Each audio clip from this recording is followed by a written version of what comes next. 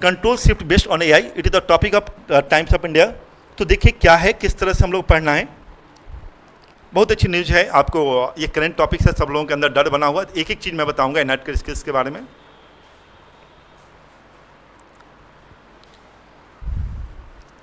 Okay, what the given,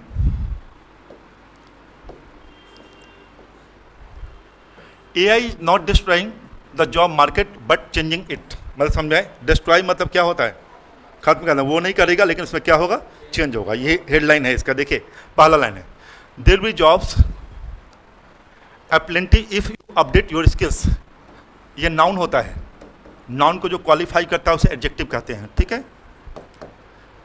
एप्लेंटी मतलब जानते हैं, बहुत ज़्यादा, क्या होगा, हाँ, लार्ज स्केल में जॉब। लोग कर रहे हैं कि भाई जॉब की कमी होगी, लेकिन ये क्या होगा, बहुत लार्ज स्केल में जॉब को प्रोवाइड करेगा। इसको मतलब होता है अवेलेबल इन लार्ज अमाउंट।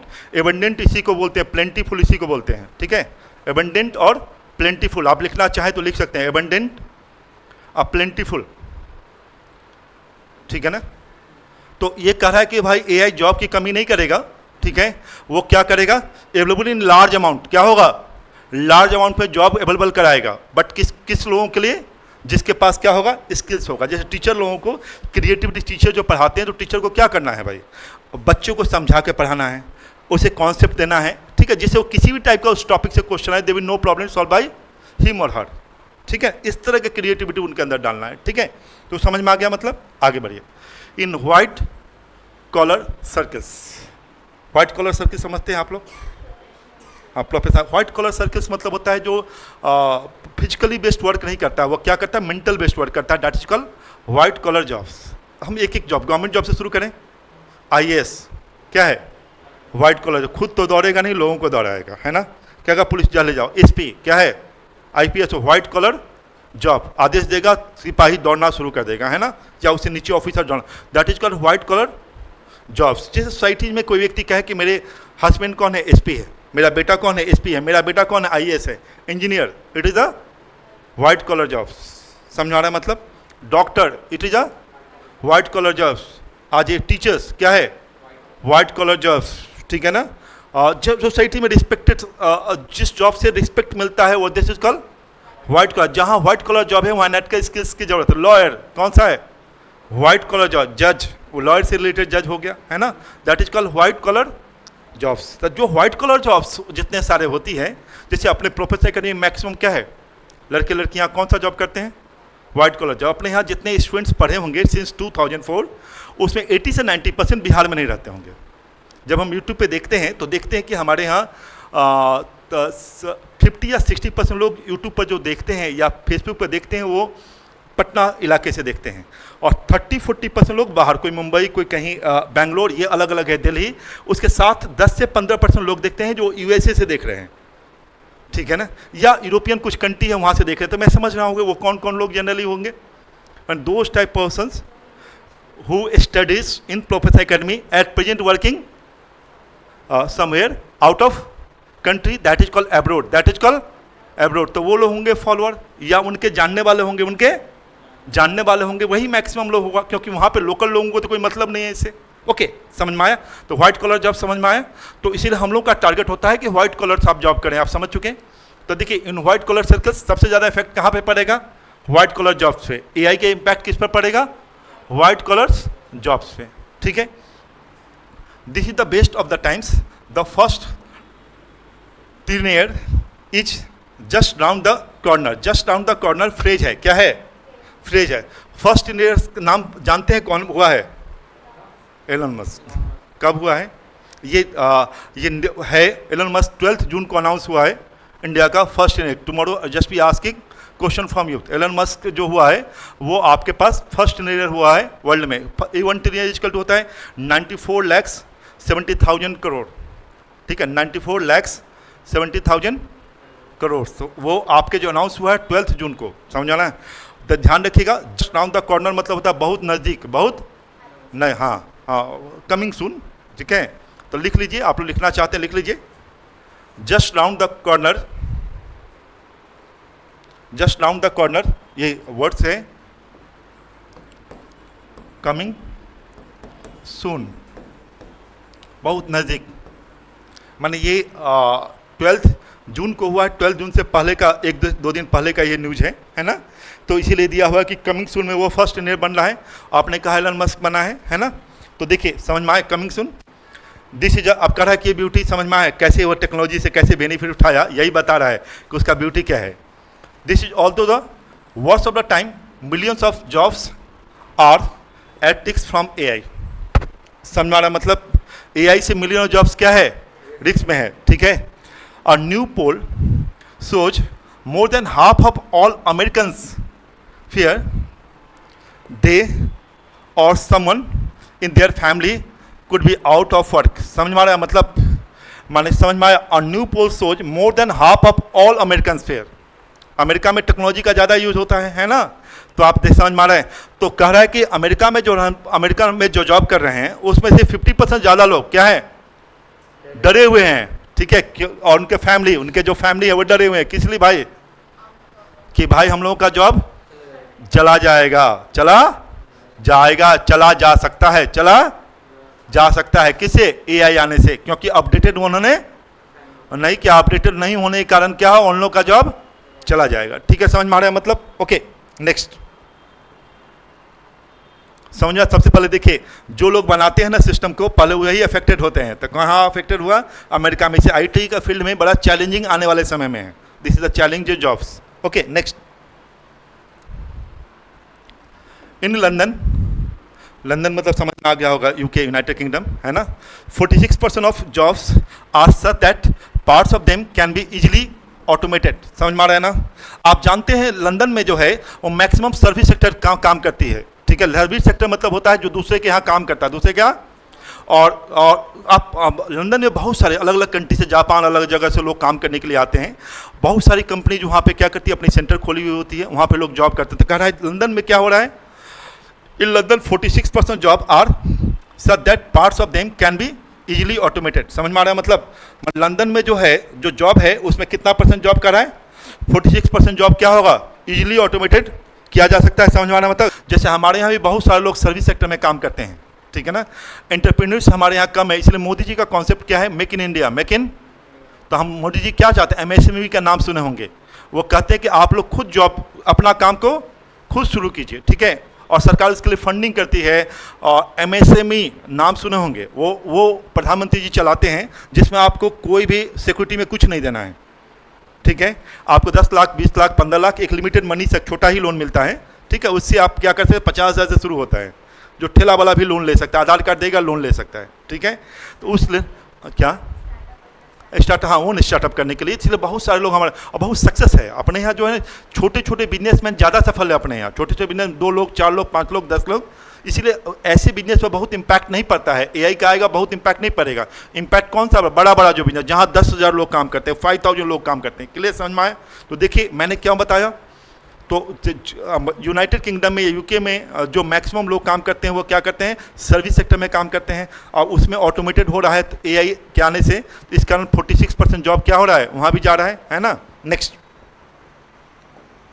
फिर वही आई, कहाँ पे जॉब जाएगा, तो मैंने बता दिया कि जॉब आपके व्हाइट कॉलर जॉब में जनरली इंजीनियर का जॉब जाएगा, है ना, लॉयर का जॉब जाएगा, है ना। इन सब जो मैक्सिमम जो लोग हैं, इन सब का जॉब पे क्या होगा, इम्पैक्ट पड़ेगा, ठीक है। नेक्स्ट,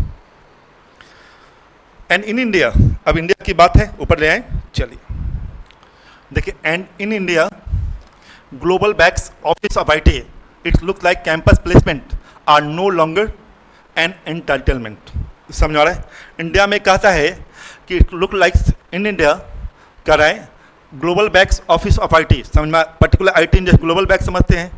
जैसे आप जब बड़ी बड़ी कंपनी का नाम सुनाते, IBM नाम सुने होंगे, वो कहाँ की कंपनी है, अमेरिका के। वेरी गुड्स, इंडिया में इसकी ब्रांचेज है ना। TCS तो हमारे यहाँ कंपनी है, लेकिन बहुत सारी ऐसी कंपनी है जो इंडिया की बाहर कंपनी, और कहाँ है, इंडिया में उनकी ब्रांचेज है। पर्टिकुलर कहाँ कहाँ है, बेंगलोर में बहुत ज़्यादा है ना, बेंगलोर में है, हैदराबाद, सेकेंड है चेन्नई, एक वो भी एरिया है, और एक दिल्ली NCR है। लेकिन इन सब में सबसे ज़्यादा लीडिंग जो है कौन है, बेंगलोर।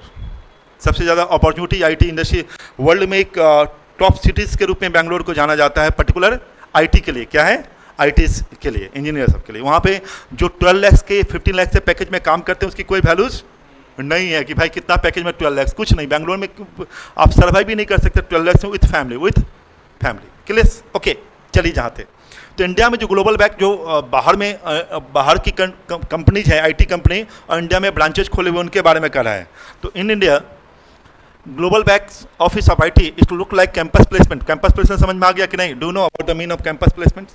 जो कॉलेजेस में पर्टिकुलर इंजीनियरिंग कॉलेज में जाती है कंपनी और प्लेस करके क्या करती है, हायर करती है। ठीक है, लोगों को कहता है 12 लाख 18 लाख, आईआईटी में जाती है, एनआईटी में जाती है, और डिफरेंट कॉलेजेज हैं या यूनिवर्सिटीज हैं, DU BHU, इन सब जगह जाके आईटी इंजीनियर को क्या करते हैं, हायर करते हैं। तो कहता है कि इंडिया में जो campus placement are no longer an entitlement. Entitlement पर समझते हैं आप लोग? नहीं कहता है, हाँ, बेनिफिशियरी भी होता है, इसका मतलब बेनिफिशियरी होता है, नहीं होता है। मेरा एंटाइटल है इस प्रॉपर्टी पे, मेरा अधिकार है, क्या है? तो लोग ये समझते थे कि इस कॉलेज में मेरा एडमिशन हो जाएगा तो मेरा ये प्लेसमेंट हो जाएगा और हमारा ये जॉब मिल जाएगा। तो कहता है ये एंटाइटलमेंट नहीं कि वहाँ पढ़ेंगे तो आपका कैंपस प्लेसमेंट मिल जाएगा। क्लियर समझ में? आने वाले, नो लॉन्गर मतलब आने वाले समय में, आने वाले समय में इस तरह का आपके पास हो सकता है। ठीक है ना? नेक्स्ट बढ़ूँ आके लो। ठीक है, next. TCS chairman N Chandrasekaran has said, क्या कहें भाई? देखिए, days of hiring at scale are over. समझना? ओवर मतलब खत्म हो चुका है, एट स्केल। ठीक है, डेज ऑफ हायरिंग कौन बोले?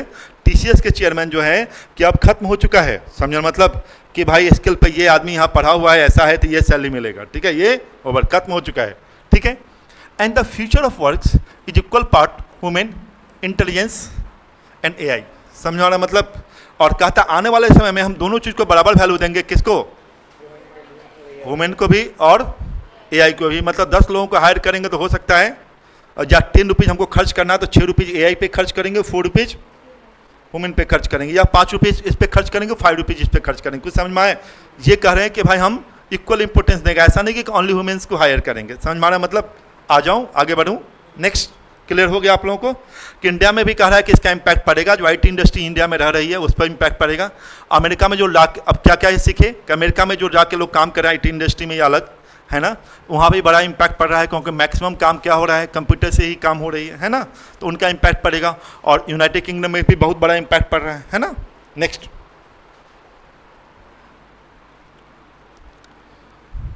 अब क्या है कि अपने स्किल्स को आप डेवलप करें। स्किल्स मतलब जो आप कॉम्पिटिटिव एग्जाम की तैयारी कर रहे हैं एट प्रेजेंट, तो मैथमेटिक्स पढ़ रहे हैं तो एक्सेलेंट ढंग से पढ़िए, क्रिएटिविटी ढंग से पढ़िए, और उसके स्पीड्स लॉजिकली सोचिए, लॉजिकली समझ में आए, कोई प्रॉब्लम नहीं है। रीजनिंग पढ़ रहे हैं, इंग्लिश पढ़ रहे हैं, तो इंग्लिश तो लैंग्वेज है, इंग्लिश बहुत बड़ा रोल्स नहीं है। इंग्लिश ओनली फॉर कम्युनिकेशंस के लिए आपकी ज़रूरत है, इसके लिए। ठीक है, कहीं राइटिंग करना है उसको लिख सकते हैं, इसके लिए ज़रूरत है। आज AI भी उस काम को कर दे रहा है कि भाई आपको लिखना है इस तरह लिख लीजिए आप अच्छे ढंग से, है ना, कर दे रहा ना AI। Next, we are coming the next points. It is natural to be nervous when the future start seeming to so uncertain. समझाना मतलब अभी क्या हो रहा है, बहुत सारे इंजीनियर लोग जो कॉलेज में पढ़ रहे हैं वो क्या है, नर्वस हैं कि हम 20 लाख खर्च कर रहे हैं, 15 लाख खर्च कर रहे हैं ना। या लॉयर लोग जो बड़े बड़े कॉलेज में पढ़ रहे हैं वो नर्वस हैं, जब हम ड्राफ्टिंग ही नहीं करेंगे, ड्राफ्टिंग AI से होगा, तो why paying the much money company तो ड्राफ्टिंग करने के लिए हर कंपनी क्या करती है आज के टाइम, बहुत सारी कंपनी में आगे बता रहा हूँ, मैंने पढ़ा भी था कि लॉ फॉर्म जो है, बहुत सारी लॉ फॉर्म उन्होंने क्या किया, ChatGPT से टाई अप कर लिया है। ठीक है, और ChatGPT क्या कर रहा है, उनका ड्राफ्ट बना के दे रहा है। तो ये ड्राफ्ट का काम कौन कर रहा था, हु वाज डूइंग? लॉयर। जो लॉ फॉर्म हाउस मतलब होता है कि एक प्रोप्राइटरशिप बिजनेस या प्राइवेट लिमिटेड बिजनेस होगा, एक लोग उसके बॉस होते हैं या 10 लोग क्या होते हैं उनके अंदर में काम करते हैं। जैसे डॉक्टर का जैसे फैमिली में लॉयर होते हैं, उसी तरह लॉयर के फैमिली में भी बहुत सारे लॉयर होते हैं। ठीक है, अपने बच्चे को लॉयर बनाया, इस तरह के वर्ड में। तो वहाँ पे लॉ फॉर्म जो हाउस है वो आज किससे टाई अप कर रही है, ChatGPT से कर रही है। उनके पास जो केसेज आ रही है, ठीक है, उस केसेस को क्या कर रही है, ChatGPT को दिया, उन्होंने ड्राफ्ट करके बना दिया। अब वहाँ पे डिस्कशन कौन करेगा, लॉयर। तो उनका काम तो उतने लोगों की एम्प्लॉयबिलिटी कम हो गया ना। एक छोटा सा अमाउंट लेके वो बना के कौन दे रहा है, ChatGPT बना के दे रहा है कि भाई आप देखिए ड्राफ्ट ऐसा होगा। अब आपको उसको मॉनिटरिंग करना है, तो अब स्किल्स करना होगा। अभी बता रहे थे लॉयर लोगों को क्या होगा, अपने नॉलेज स्किल्स को बढ़ाना होगा। डॉक्टर को अपने नॉलेज स्किल्स को बढ़ाना पड़ेगा। AI मान लो हॉस्पिटल टाई अप कर लिया, AI ये काम कर लेगा, रिपोर्ट तैयार कर लेगा। अब डॉक्टर्स को अपने स्किल्स को बढ़ाना होगा कि इस बेस्ट पे कौन सा बेस्ट मेडिसिन हम दे सकते हैं या और कुछ। आपके पास इस स्किल को क्या होगा, एनहांस करना। जैसे हम लोग टीचर्स हैं, आज हमारी सोर्सेज क्या है, हम आपको कुछ क्वेश्चन बताते हैं, तो अगर मान लो हम पढ़ के नहीं आते हो और आपको अच्छे ढंग से नहीं कर पाते, तो आपके पास रिसोर्सेज है, आप तुरंत गूगल से देख सकते हैं, है ना। किस तरह से रिपोर्ट, अभी लास्ट डे ये बच्चे IP मैट का क्वेश्चन पूछे, एक बुक्स का पूछे थे, उन्होंने अपना, बेचारा बच्चा है, इन्होंने देखा कि ऐसा ऐसा क्वेश्चन है, और कितना सेकंड में आंसर बाबू उसका आंसर निकल जा रहा है, कितना सेकंड लगे, 10 सेकंड मुझे लगता है, 10 सेकंड मैक्सिमम लगेगा ना आंसर IP मैट का क्वेश्चन का, जो मैंने बताया था उस मेथड से। अब उन्होंने डाला कि यहाँ पे माइनस क्यों आएगा, तो मैंने लॉजिक मैंने बताया, तो बुक का जो आंसर था उसमें मैंने कुछ नहीं किया, एक लाइन को खाली आगे वाला डिजिट को काट दिए, हम कि इससे कोई मतलब नहीं रखिए, ये कोई मतलब नहीं, तो काट दिए और इनको समझा दिए यूनिट प्लेस ऐसा ऐसा होता है इस तरह का, तो ये समझ गया हाँ हाँ सर इस तरह से अकॉर्डिंगली करके ऐसा होता है। तो 10 सेकंड में रिप्लाई हुआ। अब वो डेवलप कौन किया, हम लोगों ने डेवलप किया, उन्हें बताया फैक्टोरियल कैसे निकलता है ना, इस तरह से अकॉर्डिंग। वो क्वेश्चन जो that was the toughest question, उस क्वेश्चन के कॉन्सेप्ट को समझे और आफ्टर दैट उस कॉन्सेप्ट को क्वेश्चन को क्या बना लिए 10 to 15 सेकंड में, मुझे लगता है 15 सेकंड मैक्सिमम लगेगा, he can solve the question. ठीक है, तो ये समझ में आ रहा है, मतलब ये स्किल्स को हमें क्या होगा, अब एनहांस करना होगा, अब स्किल करना होगा, स्किल को बढ़ाना पड़ेगा, स्किल को बढ़ाना पड़ेगा। तो मैंने लॉयर के प्रोफेशन में बताया, उसे इंजीनियर्स को भी अपने प्रोफेशन में क्या करना होगा, एक नई सोचना होगा कैसे स्किल्स को डेवलप करना है। फैक्ट्री में ज़्यादा पैसा नहीं मिलता, कोई एनीवंस हु जो वर्किंग इन फैक्ट्रीज, उसमें बहुत बड़ी सैलरी नहीं मिलती है। कोई भी FMCG में काम करता हो उसकी सैलरी कितना होगा, 30,000, 40,000, 45,000।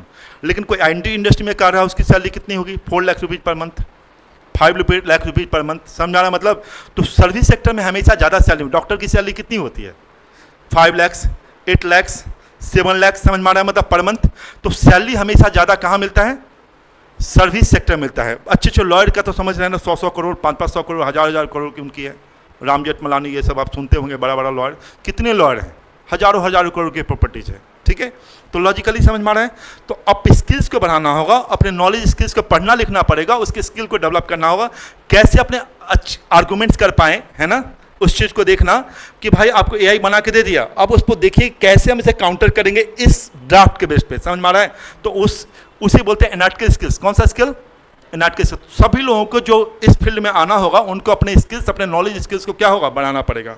और बढ़ाएंगे कैसे, तो मैंने भी बताया कि at present anyone who is studying, आप जो कॉम्पिटिशन तैयारी उसमें अपने स्किल्स को बढ़ाइए। अभी एट प्रेजेंट क्या है, अपने सब्जेक्ट को, टॉपिक को एक्सेलेंट कीजिए। ठीक है, anybody asking the question from anywhere, there will no problem, give the reply from your sides. अब फिर AI का टर्म सब समझना, अभी से कैसे कैसे लिखना है, किस तरह से हम कर सकते हैं। ठीक है, नेक्स्ट।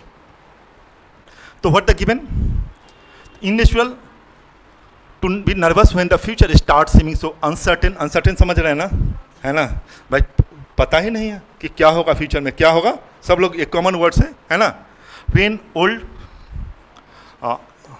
सर्टेनिटी, स्टेम समझते हैं आप लोग, इट्स ए साइंस, क्या बोलते हैं इसको, टेक्नोलॉजी, इसको क्या बोलते हैं, इंजीनियरिंग, इसको क्या बोलते हैं, मैथमेटिक्स। पहले ज़माने में लोग नहीं कहते थे कि साइंस पढ़ रहा है तो लड़का लड़की क्या होगा, बहुत अच्छा पढ़ने में होगा, एक्सीलेंट है ये, कल तो इंजीनियर बन ही जाएगा, डॉक्टर बन ही जाएगा, है, होता भी है। IAS में आज भी देखिए कि जो UPSC क्रैक करते हैं वो उसमें जो अभी भी इंजीनियर से बहुत सारे लोग होते हैं। अभी मेरा एक वीडियोज़ बना हुआ है बिहार से UPSC क्रैक करने वाला, तो बहुत सारे इंजीनियर्स हैं जो IIT अलग कॉलेज से पढ़े हुए हैं, जो बिहार से UPSC या फिर सेंट्रल यूनिवर्सिटी में पढ़े हैं, सेंट्रल यूनिवर्सिटी में समझे DU BHU में पढ़े हुए हैं, यही बड़ी यूनिवर्सिटी में, वही केवल क्रैक किए हैं। ये पटना यूनिवर्सिटी पाटलिपुत्र से हटा ही दे, जैसे कोई काउंट है ही नहीं, कुछ नहीं काउंट है ही नहीं कोई। पटना यूनिवर्सिटी थोड़ा बहुत ठीक है, लेकिन अभी थोड़ा हो गया है, बाकी यूनिवर्सिटी बिहार का तो कोई काउंट ही उसका नहीं है, कोई भी बड़ा एग्जाम नहीं, सब छोटे एग्जाम कांस्टेबल है। क्योंकि एक तो सबसे बड़ा चीज़ होता है, बच्चा को खूब पढ़ना है, पहले क्या करना है, और अच्छे पढ़ने का अच्छा टीचर को ढूंढना है ना, अच्छा टीचर, अच्छी इंस्टीट्यूट, अच्छा पढ़ना। तो सबसे पहले लोग क्या किस में खर्च करेंगे, बैच साइज हमेशा छोटा होना चाहिए, 30-40 स्टूडेंट से ज़्यादा का बैच साइज नहीं होना चाहिए, जिससे आप डायरेक्ट इंटरेक्ट कर पाएँ। ठीक है, एक हम आपको एग्जांपल देने की कोशिश करते हैं आपको समझने के लिए। एक वैष्णवी करके मेरे इंस्टीट्यूट में पढ़ती थी, he was pass out from NIT Surathkal, India का बेस्ट कॉलेज है MCA के लिए। ठीक है, वो मेरी एक जगह डेमो क्लास की थी। After that she was taken admission in our coaching institutes, that was the good coaching institutes. तो मैंने पूछा why had you left the coaching institutes after attending the demo classes. तो बोली सर टीचर अच्छे, सब कुछ हम जानते हो, टीचर बहुत अच्छे थे। तो उन्होंने बोला कि इसलिए हमने छोड़ा कि वहाँ पे टीचर से बात करने का टाइम नहीं था। क्या समझ में आ रहा है? एक बैच था, दूसरे बैच टाइम ही नहीं था, तो टाइम नहीं था तो फिर आपके यहाँ थोड़ा देखे कि एक बैच के बीच दूसरे बैच गैप है, तो मैंने प्रेफर किया कि now I have to take admission in professional academy, and she had crack the examination India top MCA college, that is called NIT Surathkal. समझ में आ रहा है मतलब? तो ये बताने का मैं कोशिश कर रहा हूँ, ठीक है। नेक्स्ट आ जाइए जहाँ थे, तो देखिए, तो स्टेम समझ गए ना। पेरेंट्स बोलते हैं साइंस टेक्नोलॉजी इंजीनियरिंग मैथमेटिक्स का स्टूडेंट होगा तो क्या होगा? अच्छा होगा जीवन में, सब वो कभी हमेशा व्हाइट कॉलर जॉब करेगा, इंजीनियर बनेगा, डॉक्टर बनेगा, IAS बनेगा, IPS बनेगा, है ना, MBA करेगा, मैनेजमेंट करेगा, IIM में पढ़ेगा, ये व्हाइट कॉलर का ब्यूटी है, ठीक है। तो ये कब होगा? जब ये साइंस टेक्नोलॉजी एग्रीकल्चर, जहाँ भी आप देखेंगे बड़े बड़े पोस्ट है, सब किसके लिए बना? इकोनॉमिस्ट, सब कौन है? साइंस वाले लोग हैं, है ना। आप शायद जानते होंगे कि नहीं जानते होंगे, दिल्ली यूनिवर्सिटी में एनरोलमेंट होने के लिए आप BA इन इकोनॉमिक्स करना है तो तभी आपका एडमिशन होगा जब +2 में आपका मैथ मेन पेपर होगा। +2 में मैथ, माने इकोनॉमिस्ट कोई वही बन सकता है जो क्या हो, मैथमेटिक्स का साउंड, आप समझ रहे हैं। अपने फील्ड में किसी को आने नहीं दे रहा हो, आर्ट्स फील्ड में घुस गया, ठीक है ना। ज्योग्राफी भी एक तरह से साइंस ही माना जाता है। क्या माना जाता है? साइंस ही माना जाता है, ठीक है। जहाँ थे तो क्या कहा समझ में आए?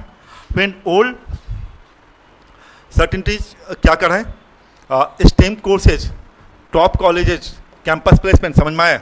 ओल्ड में क्या था? स्टेम कोर्स कर लीजिए या टॉप कॉलेज में पढ़ लीजिए, मैंने बताया था ना, टॉप कॉलेज में पढ़ लीजिए, कैंपस प्लेसमेंट आपका हो जाएगा।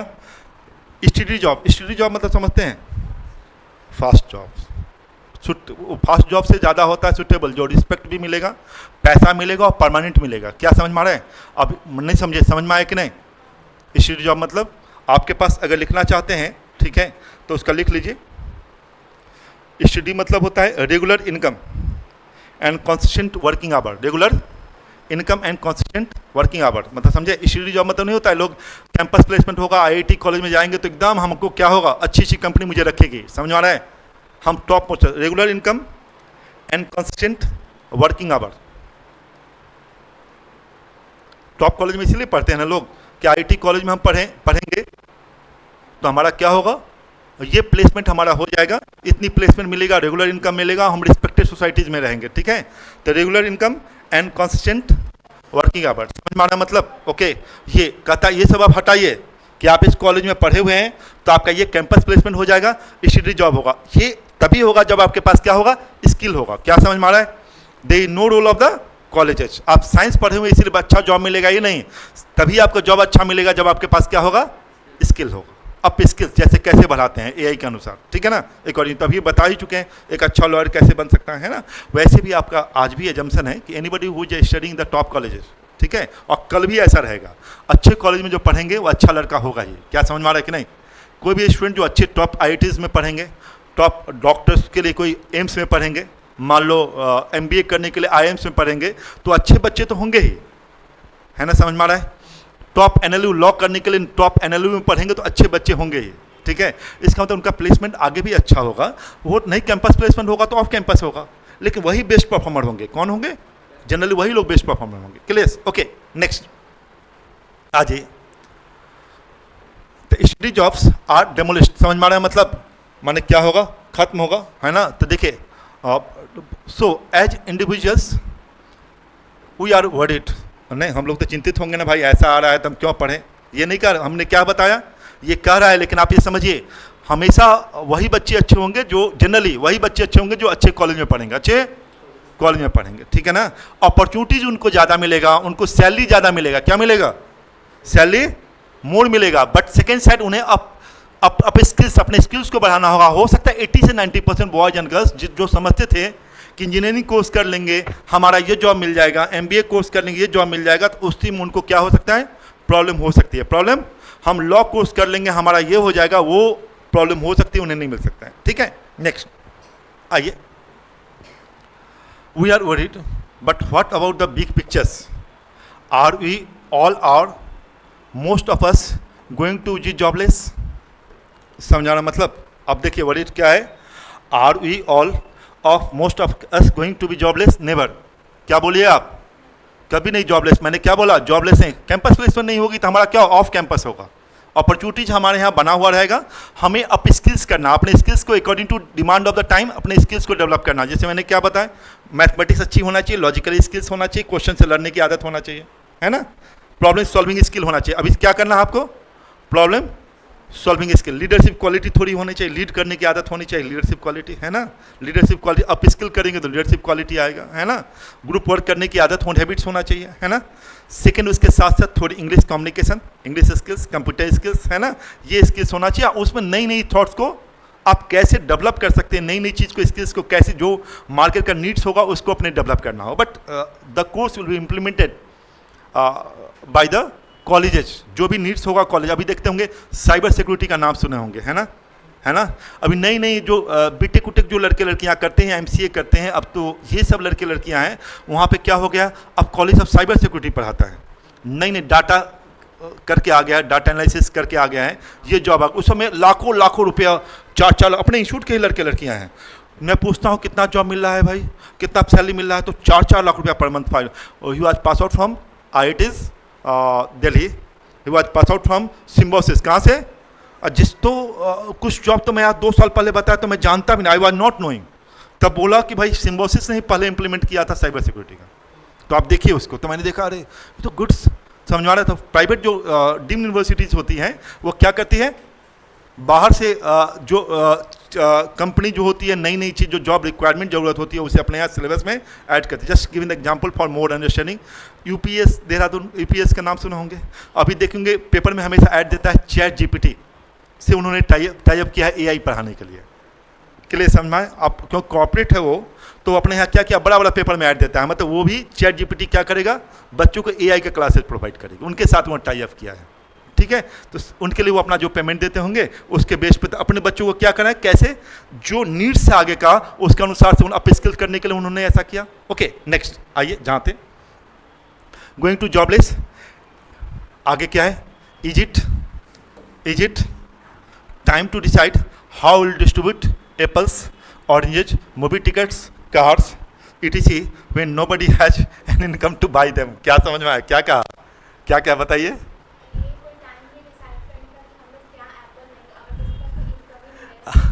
हाँ तो कुछ भी नहीं कर देंगे तो कुछ नहीं, कार ऑटोमोबाइल्स कंपनी बंद हो जाएगी, है ना, जो आपके पास फ्रूट्स बेच रहा है वो सब बंद हो जाएगा, है ना। यही नहीं कह रहा है कि नेवर, ये कभी नहीं होगा, ऐसा कहीं होगा, मेरी बात समझ में आए।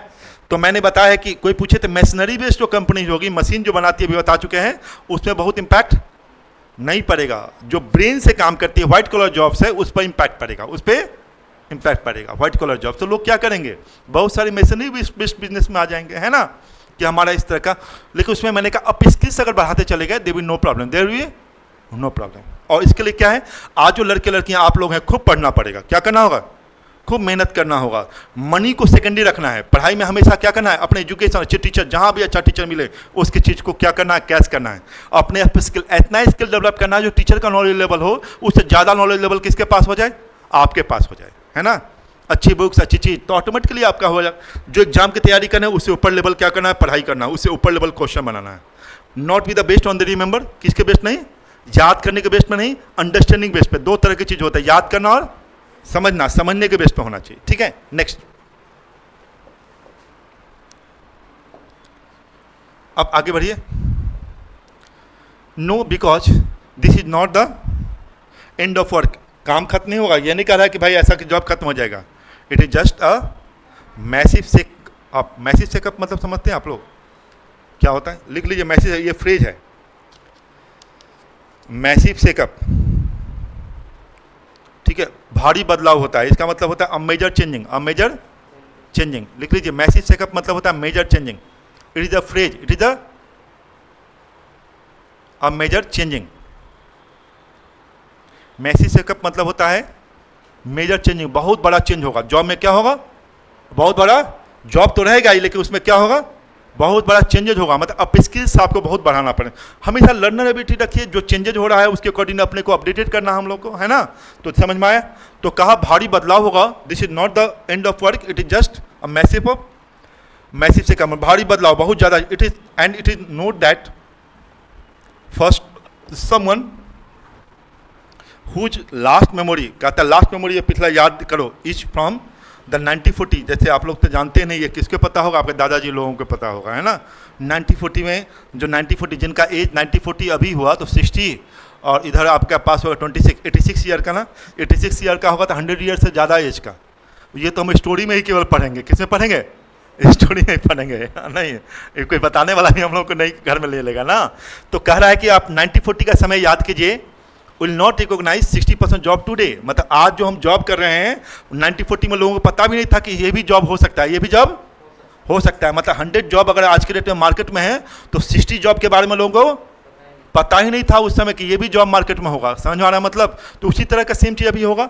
नेक्स्ट कह रहा है and we don't know what new jobs await us in 2036, समझ में आ रहा है मतलब। और हम लोग का मालूम नहीं है कि 2010 साल के बाद कैसा जॉब आएगा, कैसा जॉब आएगा, ठीक है। तो हमें अप स्किल्स करना, अपने स्किल्स को क्या करना है, बढ़ाना है, ठीक है। हम लोग स्किल्स को बढ़ाएंगे तो ऑटोमेटिकली क्या होगा, हमारे पास अपॉर्चुनिटी बढ़ेगी, है ना। नेक्स्ट, समझ में आ गया मतलब, ठीक है। मैंने बता दिया किस पर सबसे ज़्यादा इम्पैक्ट पड़ेगा, कौन सा प्रोफेशन में इम्पैक्ट पड़ेगा, मैंने कहा है जॉब का जिसमें आप स्किल बनाना हो, कौन सा जॉब में, service sector, white collar job और सर्विस सेक्टर, कौन सा सेक्टर, सर्विस सेक्टर। अभी बैंक में आप देखेंगे मैक्सिमम मैनेजर का काम क्या है, लोन डिस्ट्रीब्यूट करना।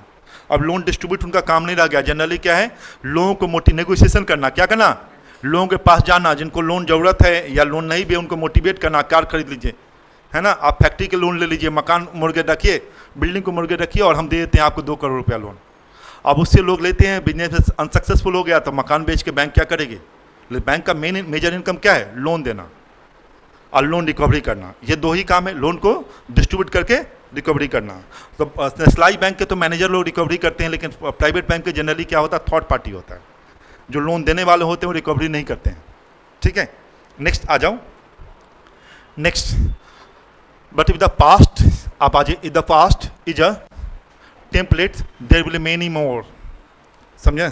पास्ट की हिस्ट्री से हम लोग को सीखना है कि कैसे लोगों ने सर्वाइव किया, कैसे लोगों ने अपने अप स्किल्स को बढ़ाया, क्या समझ में आना मतलब, वो टेम्पलेट है। हम हिस्ट्री क्यों पढ़ते हैं, हिस्ट्री पढ़ने का क्या पर्पस है। अभी आपने देखा होगा अमेरिका और ईरान में समझौता हो गई है ना, एग्रीमेंट है कि सब कुछ हो गई है, लोग कर रहे हैं कि ईरान की सब बात माना गया, क्या समझ में आ रहा है, इजराइल से खफा है जो चाह रहा था, ठीक है ना। तो अब आपने उन्होंने पास्ट टेम्पलेट से सीखा होगा ना कि भाई ऐसे ईरान की इतिहास है कि उन्होंने कभी झुका नहीं, इन्होंने हरा के भेजा है, तो तुम क्या करो, लड़ते रहो, क्या करो, हम इतने मिलियन ट्रिलियन लोग हैं, है ना, इतने करोड़ को मारा नहीं जा सकता है, हम लोग लड़ सकते हैं, जो कई सालों तक लड़ा जाता है। तो अमेरिका, क्योंकि आप जानते डेवलप कंट्री है वर्ल्ड का, उनको पता है कि इसमें लड़ाई झगड़ा में जो भी समझदार लोग होते हैं वो लड़ाई झगड़ा में नहीं पड़ते हैं। उन्होंने सोचा कि लड़ाई झगड़ा करके तो हमारा भी इकोनॉमी हो जाएगा, आज हम वर्ल्ड के डेवलप कंट्री हैं, कल नहीं रहेंगे। दूसरा, हम क्वारल करेंगे, बहुत सारे जो मेरा फ्रेंड्स है वो मुझसे अलग हो गया है, कल मैसेज भी गलत जाएगा, उस कारण क्या होगा, वो अपना इन्वेस्ट करने, हमारे इन्वेस्ट करने से बचेंगे, हमारी सामान बेचने से बचेंगे, है ना। तो हमें रिस्पेक्ट वर्ल्ड वाइज क्यों है, हमारे पास क्या है, पावर है, मानी। तो वो झुका, ये झुका, वो क्या मतलब है, सीधा उन्होंने क्या किया, इजराइल चिल्लाता रहा, आप सुनते होंगे ना भी, इजराइल कह रहा है कि गलत हुआ है, जो हमारा जो गोल था वो नहीं हुआ, आपने तो जो बात करना था, जिसके लिए हम लोग हमला किए बैलिस्टिक मिसाइल को करने के लिए, उन्होंने कहा न्यूक्लियर पे कोई बात नहीं करना है, अभी कहा न्यूक्लियर पे कोई बात नहीं होगा, कोई बात नहीं होगा, कहा कि कुछ दिनों में होगा, उन्होंने कहा कि इससे आगे नहीं बढ़ाएगा, ये उन्होंने कहा है। पैसा भी ले लिया वो, ठीक है, कि पैसा मुझे दो, इतना भाई नुकसान हुआ है उसका पैसा दो, मेरा फ्रिज है उस पैसा को दे दो, क्या समझ में आ रहा है, तो समझ में आया। तो ये इज्यूम करो, ये ईरान को भी नहीं मालूम होगा और अमेरिका भी नहीं मालूम होगा, है ना, कैसा होगा, लेकिन ये सिचुएशन बना ना। आप कहा था who will win, who has, which country has win, कौन कंट्री ने जीता, अमेरिका कहता मैंने जीता, मैंने वर्ल्ड को दिया। कुछ लोग कहते हैं, मैक्सिमम लोग कि क्या कौन जीता, ईरान ने जीता, है ना, समझ में आ रहा है मतलब। तो ये हिस्ट्री से, तो हम लोग हिस्ट्री क्यों पढ़ते हैं, मुगल की हिस्ट्री क्यों पढ़ते हैं, किसी राजा की हिस्ट्री आज से 200 साल 500 साल पहले की बात पढ़ते हैं, क्यों पढ़ते हैं, वहाँ से हम लर्न करते हैं, क्या करते हैं, उन्होंने उस प्रॉब्लम को, एक बार जो ड्राउट आया, सूखा आया था, तो उन्होंने उस प्रॉब्लम को कैसे सॉल्व हुआ था, लोगों के पास जॉब नहीं था तो ऐसे कैसे सॉल्व किया था, समझ में आ रहा है, इस तक अप स्किल को कैसे बढ़ाया, इससे लर्न करते हैं। इसीलिए कहता है हमको कहाँ से लर्न करना है, अपने टेम्पलेट मतलब पुराने हिस्ट्री से हमको क्या करना है, सीखना है मुझे, ठीक है ना। नेक्स्ट,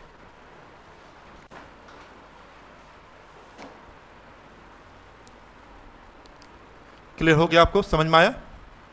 तो मैथ के स्किल्स को अपने डेवलप करना है, आप जितना डेवलप कर पाएँ मैथ के स्किल्स को डेवलप करेंगे तो लॉजिकली टेम्पलेट मतलब लिखना चाहता है क्या, हिस्ट्री, प्रीवियस एक्सपीरियंस और पास्ट मिस्टेक, 3 तरह की चीज़ होता है। आप लोगों को भी अपने पढ़ाई में सोचिए, अपने हिस्ट्री सीखना है कि, और दूसरा क्या, हिस्ट्री, प्रीवियस एक्सपीरियंस, जो आप लोग क्वेश्चन बनाते हैं तो उसे एक्सपीरियंस सीखते हैं, ये क्वेश्चन को ऐसे बनाए थे, इस कारण क्वेश्चन क्या हुआ, गलत हो गया, और पास्ट मिस्टेक, जो पुरानी गलतियां किए और इस कारण ये प्रॉब्लम आई, उससे हमको क्या करना है, सीखना है ना। जैसे अमेरिका ये सीखेगा ना अपने एक्सपीरियंस से कि अमेरिका ने कहा भी था कि हम तो हमला नहीं कर, हमको तो इजराइल ने ऐसा कहा था, इजराइल ने ऐसा कहा था, उन्होंने सीखा होगा ना कि अब इन्फ्लुएंस नहीं होना है, इन्फ्लुएंस आप सामने वालों को रीड कर लेना है, कोई कैसा है नहीं है, क्या समझे, डायरेक्ट उस पर स्ट्राइक करने नहीं जाना है। वेनेजुएला में जीत के आए, यहाँ पे वापस आना पड़ा, ठीक है ना। तो पास्ट एक्सपीरियंस समझ में आया, टेम्पलेट मतलब समझ में आ गया, हिस्ट्री, प्रीवियस एक्सपीरियंस और past serve as a blueprint, serve as a blueprint समझते हैं ना, इसको निकाल कर अपने पास रखना ब्लूप्रिंट कि भाई देखो ये गलतियाँ की था, अब आगे हमको ये गलती नहीं करना है। क्लियर समझ में आ रहा है, मतलब सरकार हमारे यहाँ चलाती है, गवर्नमेंट अभी चल रही है, नेशनल बीजेपी पार्टी अभी गवर्नमेंट में है, स्टेट में भी है, सेंट्रल में भी है, तो उनके पास भी अगर कोई ऐसी गलतियाँ होती होगी तो वो अपने एक्सपीरियंस से क्या करते होंगे, सीखते होंगे कि 2029 में चुनाव है तो कैसे पब्लिक खुश करना है, और उस कारण वो क्या करते हैं, नई नई अपॉर्चुनिटी, नई नई चीज़, नई नई अमेंडमेंट करती है, हर एक लोग करती है, स्टेट गवर्नमेंट करते हैं, हम कोचिंग चलाते हैं, हम भी करते हैं, अपने एक्सपीरियंस से सीखते हैं, ठीक है। नेक्स्ट